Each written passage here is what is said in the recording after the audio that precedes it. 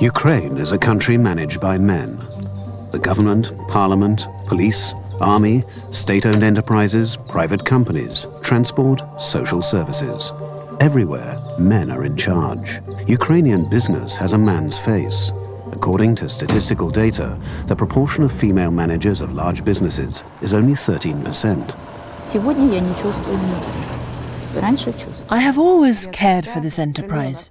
Sometimes I've even felt sorry for it. I can even say that at times I have felt ashamed that I am its director. I can best describe it as a feeling of guilt because the plant was not developed properly, because I'm a woman, and because usually the directors of large enterprises are actually men. Lyudmila Bezpalko is the director of the Bolshevsky Chemical and Pharmaceuticals factory, one of the largest in Ukraine. She became its director when she was 30 and was the youngest director in this industry in the Soviet Union. In those years, life seemed simple and clear, and the future predictable and bright. People worked in state-owned businesses, they got guaranteed salaries, and were congratulated at the party meetings. This all seemed as if it would go on forever. I come from a very simple Soviet-Ukrainian family. In the past, I was a communist, a very honest communist. My father joined the party during the war. I have never seen my parents do anything dishonest or improper. I have only seen honest deeds, and this is what I learned from this simple socialist environment where I grew up. I was taught by my parents, teachers, and by the party that I believed in. But one fine day, the Soviet system ceased to exist. Socialism stopped being effective. However, Lyudmila remained as director. She had to learn the new rules of the game, the rules of the free market economy.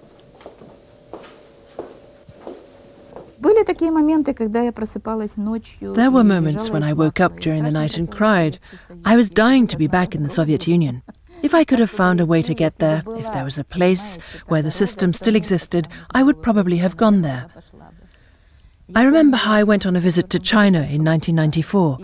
As we were walking up those stairs, you remember in Tiananmen Square, there is this huge portrait of Mao. So as I stood under those flags, my heart started aching. I began to cry, and I sat under that flag, crying. That was my first visit to China, and I thought, oh God, why this nation? Why do these people, who are totally different from us, seem closer to me than those at home? What happened? Why are these people closer to me? Then I understood. It's the system. The socialist system was still working. It still works there. But at that time, in 1994, it felt even stronger. You know, since the start of capitalism here, from all this turmoil, I was able to get back into a fully operable socialist system. I got under the red flag and I immediately stood there, at Shun, and I felt at home. It was all very familiar. I knew everything. I understood everything in that system. As for this one, I do not understand many things.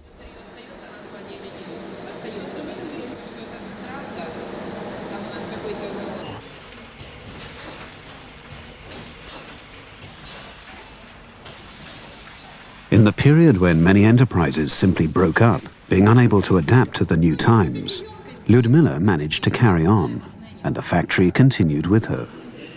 She took the right decisions that set the destiny for her business during the market reforms. They had to operate within market conditions, with fierce competition from Western companies.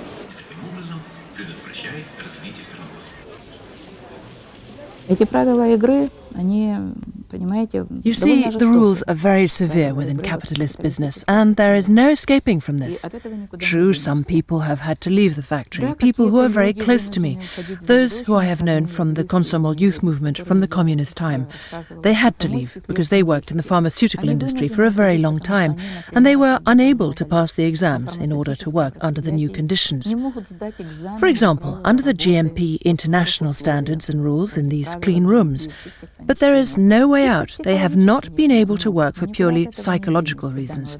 True, young people work much better and faster. Today, when unemployment rates are high, it is possible to hire people with a good education. People without education leave the enterprise. The management and myself transgress what we would have never transgressed in the Soviet Union.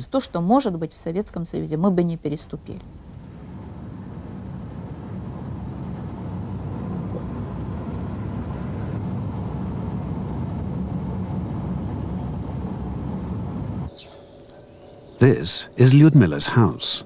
There was a time when her husband Nikolai, daughter Irina and Lyudmila all lived in one room of her parents' apartment. Then she was appointed factory director. While the house was being built, their daughter grew up and left the family home. So now only Lyudmila and Nikolai live there. Зовут моего мужа Николай Андреевич. My husband's name is Nikolai Andreyevich. I do not call him Nikolai. I always use the nickname Kolenka, because you cannot call him any other way. He likes to be called that way very much. He enjoys tenderness. When I tried to say Nikolai when I was younger, he would shudder, as if to say, "What kind of word is that?" He is so big and tall, and he was very handsome when he was young. I was madly in love. I got married late, when I was 26, and Kolenka was a gift to me. So we had a family meeting about this very unexpected turn, when I was offered the post of the factory director. So Dad said, yes, you should accept it. Mum said, may God forbid, under no circumstances. And Nikolai also said yes. So I felt at a crossroads. I did not know what to do. I just felt scared that I would not be able to do the job of director. Well, anyway, it turned out that I accepted the offer in the end. It was like a majority decision. The men were in the majority. They were for it. And we agreed they would help me. That was back at that time when the family assumed certain roles. Lyudmila is in charge of a business employing 600 people, and half of them are men. And they all fulfill her orders. But at home, her husband is the boss. And for Lyudmila, this is no contradiction.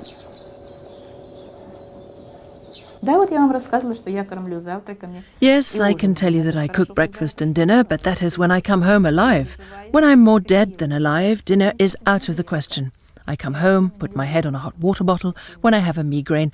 So he has to think about something to cook for me, how to help me, how to stop this attack of migraine, how to cook something. These things all become his problems. At those times, I can't think about whether he's hungry or not.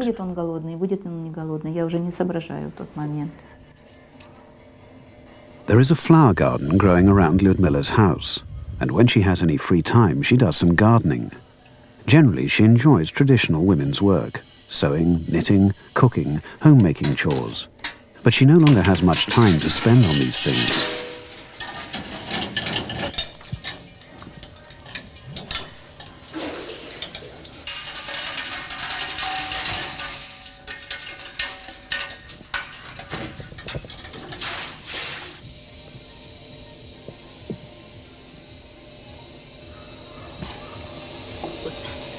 Я очень скучала по этой женской работе. Боже, как я I missed скучала this в work начале very трудового much. года. Вот я прибегала I used to домой, come у home, меня там была I had огромная material такая bought and ткань, я waiting. вот это всё I used to разглаживала, spread it on a table, накрывала, draft a краила, pattern onto the и всё. material, И оно and cut никогда it не out. было сшито. But Поэтому it я never так got sewn всё together. перебирала. Everything Я died. начинала вязать, и I оно used to start knitting, and it died. It wasn't to be my destiny. I had no time. I had to cut the bond with these feminine elements, and very painfully I took up the role of a manager. First and foremost, Lyudmila is a manager. A typical workday starts at 8 and lasts for 12 hours.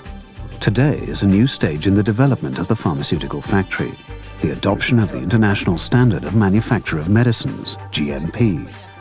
Lyudmila is the first Ukrainian director of a pharmaceutical business who has embarked on this path. Lyudmila understands that the plant must keep developing in order to be successful amongst the competition. Still, my dream is that maybe among these drugs there will be 1 or 2 or maybe 10 that will bring fame to this factory, this city, this country, and that they will bring us money. Enormous amounts of money will stop being wasted on purchases of drugs from abroad.